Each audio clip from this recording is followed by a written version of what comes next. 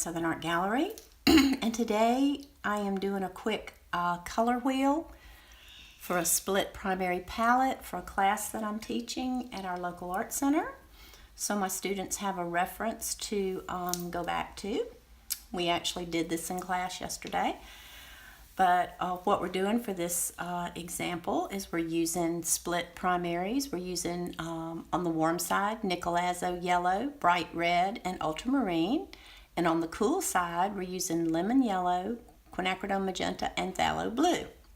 So when we're mixing around the color wheel, we always, if we're trying to get the secondary color of green, we mix the closest yellow, which in this case is a cool yellow, is Lemon Yellow, and we mix the closest blue, which is our cool blue, which is Phthalo Blue on this palette. And if we mix, if we take Lemon Yellow and we take Phthalo Blue, it's not on this palette.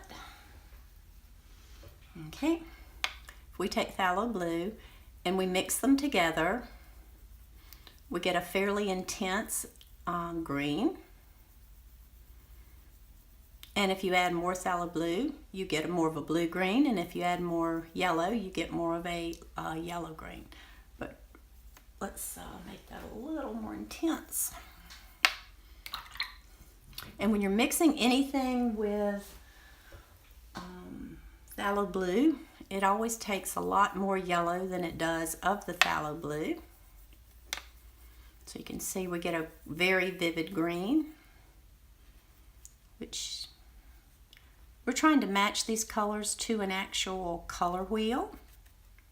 So if we want to take this and we want to make a yellow green, which is in between the yellow and the green, and that is a tertiary color, we would add more yellow.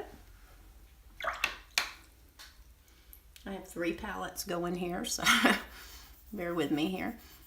So that would give us a much more yellow green. Okay.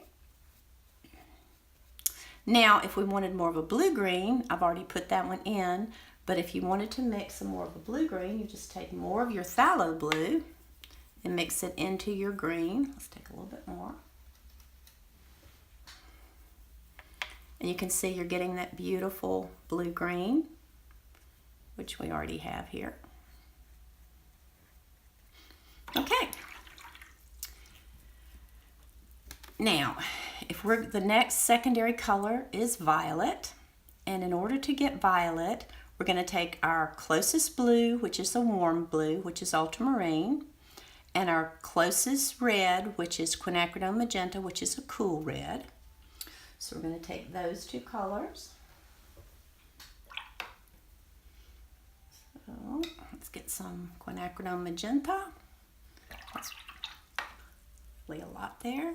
And ultramarine blue. Okay, there's ultramarine blue. And if we mix those 2 together, we get a beautiful, vivid violet or purple. And we put that right here.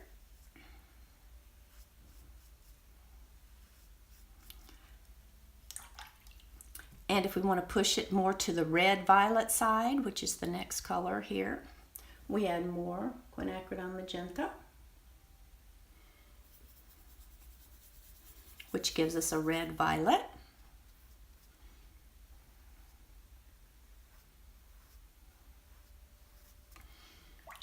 And if we want more of a blue-violet, we add more ultramarine to that mixture.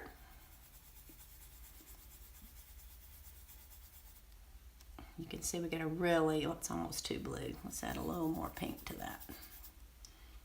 Okay, and there's our dark, beautiful blue violet. Okay, now our last secondary color is orange. And orange, of course, is a mixture of yellow and red. So we take our closest yellow, which is Nickel Azo Yellow, which is a warm yellow. And we take our closest red, which is a warm red, which is Bright Red by Sennelier. You can also use Pyrrole Red for this. But we take the Pyrrole and we take the Nickel Azo. Because Pyrrole is such a strong color, we have more Nickel Azo than Pyrrole. And we mix it to the right mixture until we get the orange that we want. That's a pretty good mid-orange. And you can see this is an earthy orange because we're mixing two warm colors. And when you mix two warm colors, you're going to get more of an earthy color. I've already done the yellow-orange by doing the same thing, just adding more Nickel Azo.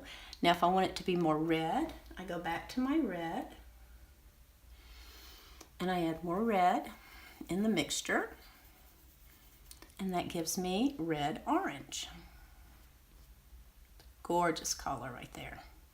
So this is how you mix your way around the color wheel using a limited palette of split primary colors. And I hope you found this helpful.